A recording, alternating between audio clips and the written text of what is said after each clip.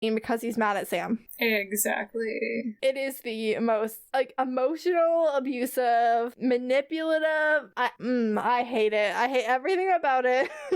Kind of leaning into, like, Dean always bearing, like, the brunt of the abuse. Exactly. Yeah, because Dean's not just, like, bearing the brunt of the abuse. John is directing the abuse at Dean instead of Sam. Like, it's not like he starts at, like, it's not like he's directing it at Sam and then Dean's stepping in. John's just going right for Dean and skipping Sam altogether, even though Sam's the one that he's mad at. And it's also really interesting because then Sam is still driving the car when they get in the car immediately after this. So John's like, take better care of the car, I wouldn't have given it to you, and then Sam's the one driving. Dean's reading out loud some vampire lore because they're trying to catch up. Dean is a little annoyed that Sam isn't thrilled to see John, and Sam's like, I am happy to see him, and I'm happy that Dad's okay and we're all together. I just don't like being treated like a child and ordered around. That's fair. You're an adult. It's only been 2 episodes since Something Wicked, but all of the empathy that Sam learned for Dean during that episode about Dean and their dad's relationship is gone.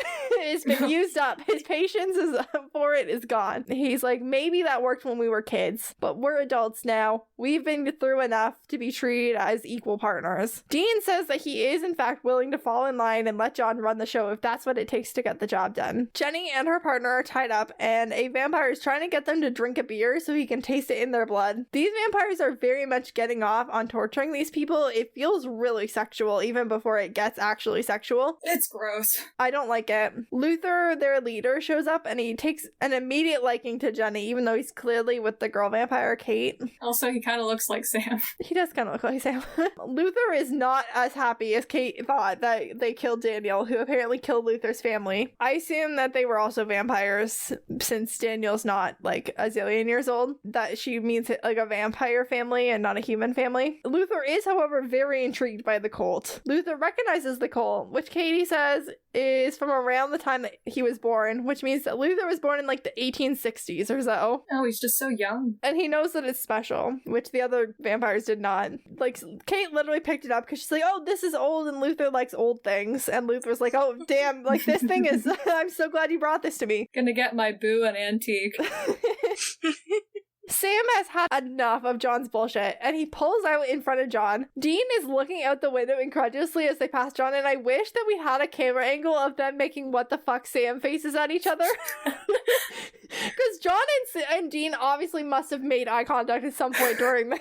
It's like, this was not my idea. That's what I wanted to see. Sam then whips the car around, forcing them to stop and get out. Dean immediately knows that it's about to be a fight, and he's in panic peacemaker mode. I'm including this with my other scene that I said I was going to talk about, because I get lengthy here, guys. Just a warning. This is the episode to get lengthy. If you want to know what the fight was like when Sam went to college 4 years earlier, this is it. Change up a few words, and this is the same fight. Sam could not be farther from a whisper as he demands answers from John. He is full on yelling at John in the middle of the road about, why is this gun so important? What are we doing? Where are we going? What is the plan? Explain yourself. John tells Sam to get back in the car, and I am so proud of Sam for not just doing it. John tells him to get back in the car. Sam says no, looks him right in the eyes and says it twice.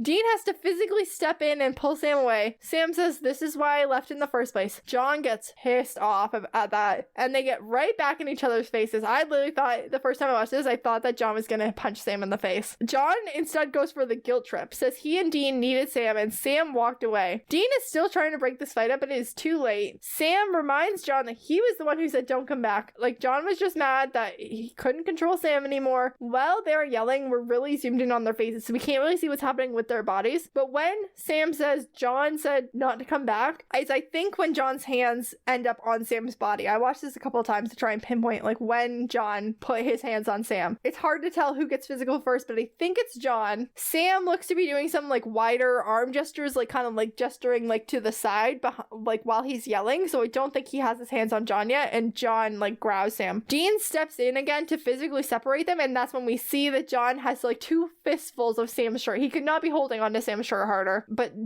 Dean like gets in between them and is like, that's enough, and that means you too, to John. And Sam gets back in the car, still in the driver's seat though, which is interesting. I think on like another day, like once they would have broken up that fight, Dean would have taken over driving, but Sam continues driving. Luther and Kate are engaging in some sexual activity. They're like making out with no shirts on. Fun. Jenny is tied up there, like forced to watch, and the scene is just so unnecessarily sexualized. It's not engaging or entertaining. You know, vampires in general are just unnecessarily sexualized. They are. Agreed. I wrote in my notes, if the Dean and Cassie sex scene was like a 9 out of 10, then this is a 0. This is gross. It's an assault, and just because it's an assault with 3 reasonably attractive people, 2 of which are vampires, it doesn't make it sexy. It's gross, and Jenny and Katie kissing felt like so CW brand homophobic. Yeah. There was no reason for it. I hate it. It's just like predatory, like homosexuality. Yeah, like, oh look, we have 2 girls kissing. We have 2 girls kissing right here. And a guy is watching creepily, and also one of the girls does not want to do this. I don't really believe like male gaze and female gaze are like a thing, but if they were a thing, this would be the the like definition of male gaze.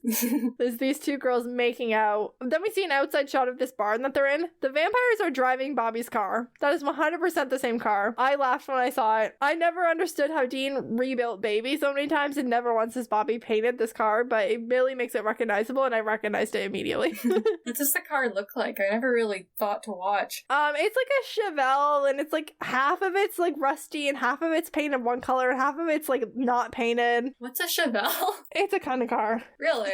I don't know how to explain it. I'm not a car person. Well, neither am I.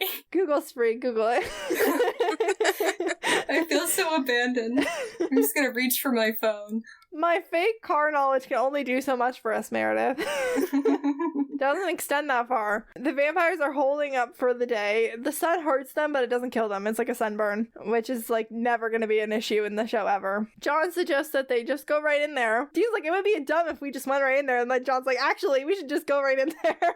So they start gearing up, and John decides now's a great time to actually tell them some of the stuff that Sam just asked about, that he was so like, I don't want to talk to you guys about anything. Now he's like, sure, I'll tell you everything. On the eve of battle. The Colt is a legendary gun that can kill anything in creation. We're later going to learn that there's 5 exceptions, and we're probably going to have to do a bonus episode on what those 5 things are, because I've read too many Reddit posts about it. Because this is supernatural, and the rules are never concrete. But the demon is not one of those 5 things, so they need to get it, so they can kill the demon that killed Mary. So in they climb to this barn, and this order is very telling to me. So John's the first one through this window, then Sam, then Dean. So Sam is covered on both sides because he's the baby of the family. Aww. I always look to see who's covered and who's not. And if Dean has a say, if it's Dean and Sam and some civilians, it's almost always like it's always civilians in the middle. And then if it's Dean and Sam and someone else, like oftentimes Sam is in the middle. I think Dean likes him there.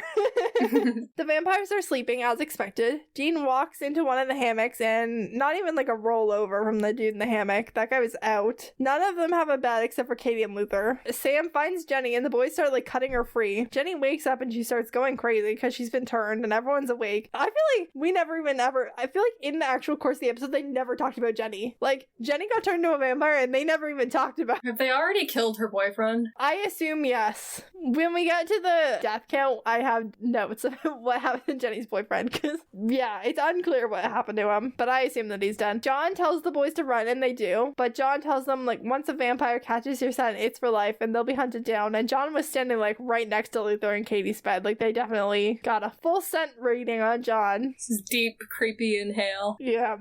John says that they need to get to a funeral home. They need some dead man's blood, which is like poison to vampires. And John sends Dean to get it so that he and Sam can go back to this cabin motel that they're staying at. I want a short film that's just Dean breaking into the funeral home. Right, we see none of that. And Dean specifically says, like, wow, there was a lot of security at this place. I want to see what happened.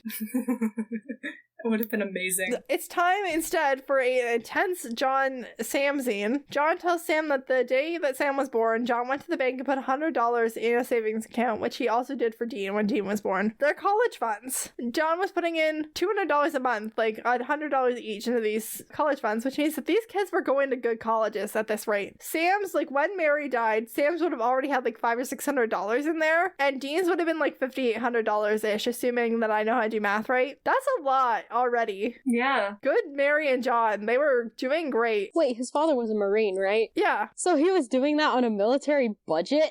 Well, he was a Marine, but also like John owned that garage. So he must have been doing really well as a small business owner. True. Also, they had a house. Yeah, and they had a house, and Mary didn't appear to have any sort of job. She appeared to be a stay-at-home mom. So like, yeah, the garage must have been doing really well. Well, it was the 80s. Yeah, it was the 80s. The economy was better. John says that his point was that John never wanted this life for Sam, and Sam rightfully asked why then was John mad when Sam left this life. John says that Sam has to understand that after Mary died, he saw evil everywhere, and he wanted Sam and Dean prepared to survive in that world. And then John says the thing. He says somewhere along the way, he stopped being their father and started being their drill sergeant, and his only thought was apparently that at school, Sam was going to be alone and vulnerable. And then the words, Sammy, it just never occurred to me what you wanted, come out of John Winchester's mouth. Wow, you're right. That doesn't make up for it. I've never once heard John say something and be like, yes, John is telling the truth. That's when he says, it just never occurred to me what you wanted. Like, yes, that is the truth. That is 100% the truth. He's becoming self-aware. How alone and vulnerable were your children when you were leaving them home alone for days on end in random motels? Yeah, John. I just can't. John says they're just different, which makes Sam laugh, and he says they're not that different anymore. Losing Mary and Jess has given them more in common than just about anyone. Sam asks what happened to the college money, because he's been busting his ass for scholarships for years to stay at freaking Stanford. And John says that he spent it on ammo, which makes Sam laugh for real. And holy shit, Jared's teeth are so white and straight. I hope that Jared got a toothpaste commercial after that. I was temporarily blinded. It was distracting how white his teeth were when he laughed. Want to see that toothpaste commercial. Dean gets back with a bottle of Dead Man's Blood. This next scene hit me fucking different this time around. Dean has fake broken down on the side of the road, and Kate stops to like help him / like pick him up / kill him. And there's a cut script moment from season 14 episode called Ouroboros where Dean is recalling that John taught him how to get picked up by truckers at a fairly young age, and seeing Dean do this like was very upsetting for me this time around. I had a very intense reaction to this moment. Yeah. I don't know why, but I did. And like that scene it didn't even make the episode. It was just like a cut script leak that was in. I guess with that context, we're watching Dean like use a skill that was taught to him at a very young age, and he probably shouldn't have been taught it at that age or ever. Yeah, it's a really dangerous skill. Even if like John was like, okay, I'm gonna do here and you, like there's so many ways that could have gone wrong. And I live in a very area where trafficking's like a very major concern. The town that I live in, 2 of the major highways like intersect in the middle of the town.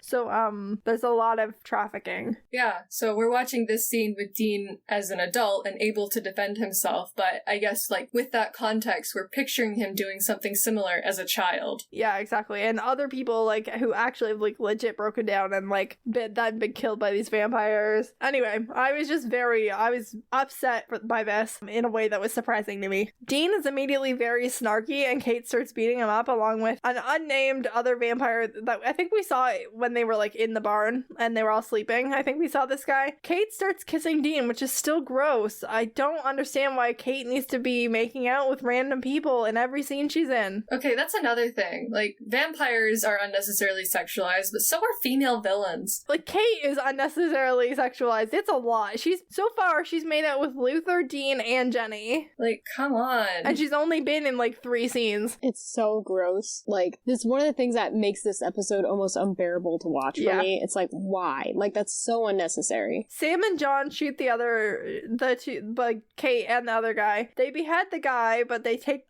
Kate to go. So they hide their sons with this like recipe that John's made up. I'm sorry, it's just Kate to go. She's McDonald's. I know, I chuckled too. So they hide their sons with this like recipe that John like makes, and John tells the boys to get the fuck out of town. He's gonna go trade Kate for the Colt and then kill all the vampires himself. This was never gonna work. It was a bad plan. Just statistically on paper, it was bad, let alone like in application. Also, I don't know how much John knows about the Colt, but we're gonna learn it. I don't think we learn it in this episode. Maybe we do. That the Colt has a specific number of bullets. So I don't know what John's plan was. He was gonna run out of bullets and then not have one left for for the demon, but it's fine. It's all fine. John is not a very smart man most of the time. This plan would never have worked. Sam wants John to promise that they're going to meet up after at least, but John still wants to go it alone on the demon front. Sam says, they're not children, and John responds, you're my children. And again, sir, you left a 9-year-old in charge of a 4-year-old for 3 full days and nights with a gun, but you don't think about your 22 and 27-year-olds can shoot a demon? Get the fuck out of here. Yes. Go off, KJ. Absolutely, 100%. Dean calls bullshit, which makes both Sam and John do a double take. Dean points out that John knows that they've been hunting together. He sent them on some hunting